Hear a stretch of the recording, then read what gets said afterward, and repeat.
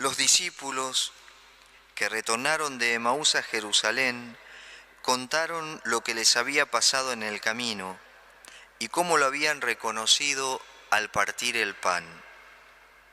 Todavía estaban hablando de esto cuando Jesús se apareció en medio de ellos y les dijo: «La paz esté con ustedes». Atónitos y llenos de temor, creían ver un espíritu, pero Jesús les preguntó: «¿Por qué están turbados y se les presentan estas dudas? Miren mis manos y mis pies, soy yo mismo. Tóquenme y vean. Un espíritu no tiene carne ni hueso, como ven que yo tengo». Y diciendo esto, les mostró sus manos y sus pies. Era tal la alegría y la admiración de los discípulos que se resistían a creer. Pero Jesús les preguntó: ¿tienen algo para comer? Ellos le presentaron un trozo de pescado asado. Él lo tomó y lo comió delante de todos. Después les dijo: cuando todavía estaba con ustedes, yo les decía: es necesario que se cumpla todo lo que está escrito de mí en la ley de Moisés, en los profetas y en los salmos. Entonces les abrió la inteligencia para que pudieran comprender las Escrituras. Y añadió: así estaba escrito, el Mesías debía sufrir y resucitar de entre los muertos al tercer día, y comenzando por Jerusalén en su nombre, debía predicarse a todas las naciones la conversión para el perdón de los pecados. Ustedes son testigos de todo esto. Palabra del Señor.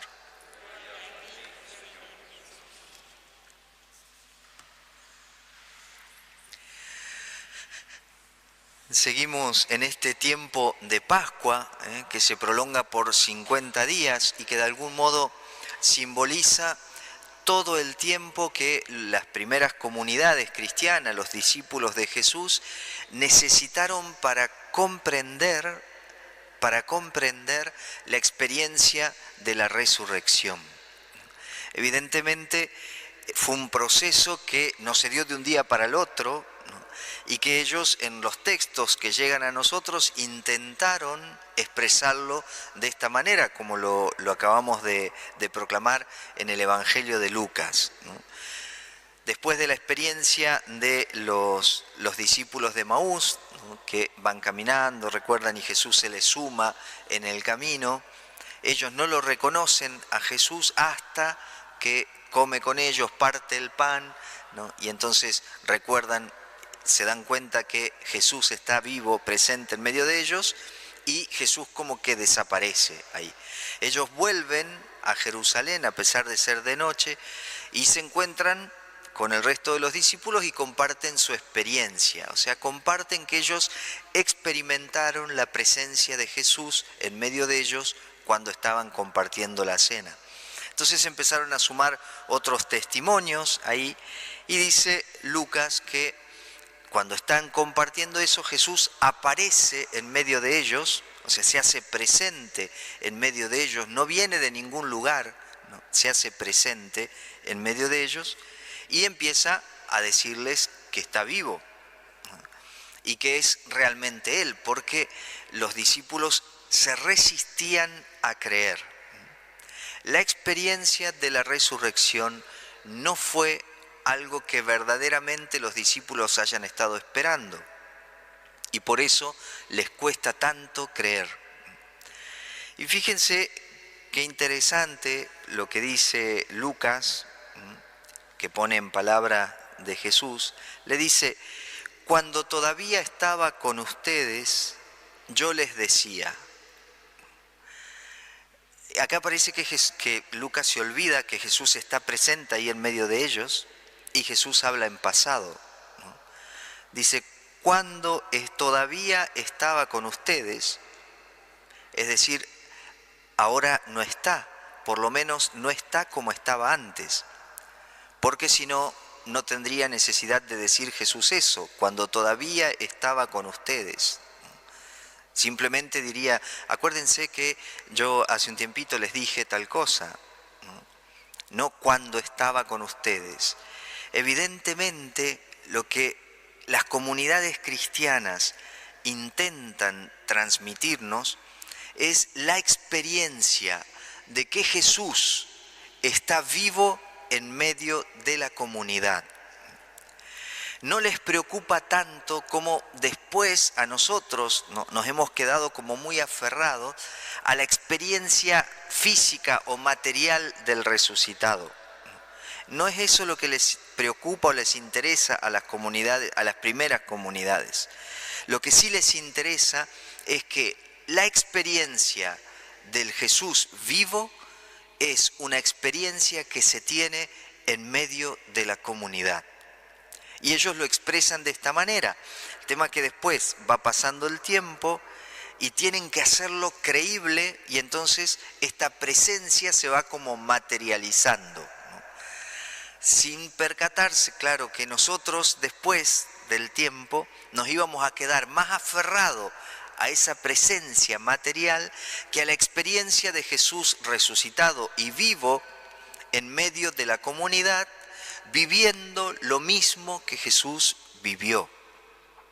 ¿Qué es lo que hacen los discípulos y que nos muestra el libro de los Hechos, también escrito por Lucas? En el libro de los Hechos vemos que los discípulos de Jesús van reproduciendo la vida de Jesús. Van tomando las mismas opciones que tomó Jesús. Van aprendiendo a amar como amó Jesús. Y de esa manera van dando testimonio de que Jesús está vivo en medio de ellos. No que es un recuerdo y que ellos imitan, sino que de esta manera ellos experimentan que está vivo y lo dan a conocer dando testimonio de esa vida, no por la predicación solamente, sino reproduciendo los mismos sentimientos, las mismas actitudes, las mismas opciones de Jesús. Se van sintiendo llenos de una vida nueva, ¿no? Y van fijando toda su atención en esta vida nueva. Fíjense qué interesante que los dos textos que leímos como primera lectura y como segunda lectura, el libro de los Hechos y la primera carta de Juan, terminamos excusados del pecado. Primero Pedro, de una manera preciosa, ¿no?, les dice a los judíos qué es lo que pasó. Y dice, miren, ustedes renegaron del santo y del justo, ¿no?, y pidieron la libertad de un delincuente, ¿no?, en lugar de él. Y así mataron al autor de la vida. O sea, ustedes mataron al que traía la posibilidad de una vida diferente, ¿no?, de una vida más plena. Lo mataron. Y enseguida Pedro los excusa. Pero no se preocupen, hermanos, porque ustedes, como sus dirigentes, actuaron por ignorancia. Entonces, no se preocupen, porque si realmente hubiesen sabido quién era, no lo hubieran tratado así.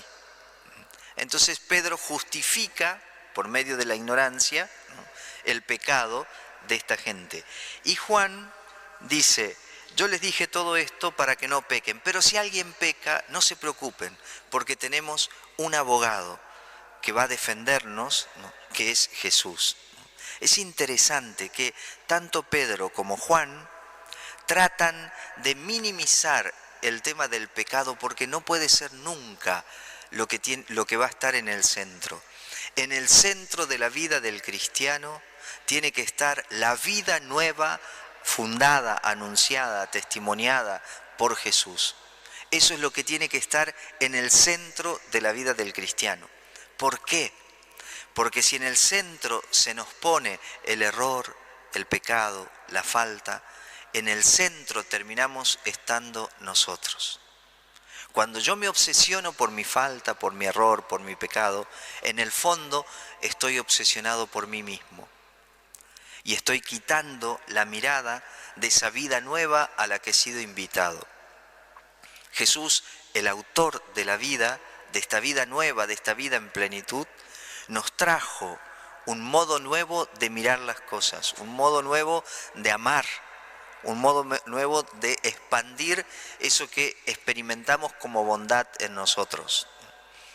Me parece que es importante que volvamos a reorientar la mirada y la pongamos ahí y la vayamos sacando cada vez más de nosotros mismos.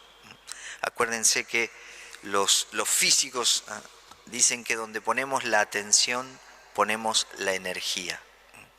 Si nosotros ponemos la atención en esta vida nueva que nos trajo Jesús, esa vida nueva se va haciendo cada vez más fuerte. Si yo pongo mi atención en el pecado, en el error, en la falta, yo voy fortaleciendo esa dimensión, tanto en mí como en los otros. Fíjense que durante siglos, lamentablemente, los cristianos hemos estado más atentos al juicio, ¿no?, al juicio del otro, ¿no?, y no hemos podido separar tanto el pecado del pecador. Vieron que la palabra dice que Dios condena el pecado, pero nunca al pecador. A nosotros las cosas se nos mezclan mucho, qué sé yo. Si yo veo que alguien robó, yo no digo esta persona robó, yo digo es un ladrón. Y eso es la identificación del pecado con el pecador. Si yo veo que alguien mintió, yo no suelo decir esta persona en tal circunstancia mintió. Suelo decir es un mentiroso. Nosotros lamentablemente identificamos con demasiada facilidad el error, el pecado, con el pecador o con el que erra. Lo identificamos, ¿no? Dios no hace eso nunca, porque Dios siempre salva al pecador, siempre salva a la persona. Y esto sería una de las cosas que nos tendrían que distinguir a los cristianos, ¿no? Tener una mirada bondadosa, como la de Pedro, como la de Juan, capaz de estar salvando constantemente al que peca por ignorancia, al que peca por distintas razones, al que erra por distintas razones, y no identificar nunca el pecado o el error con el pecador o con el que erra.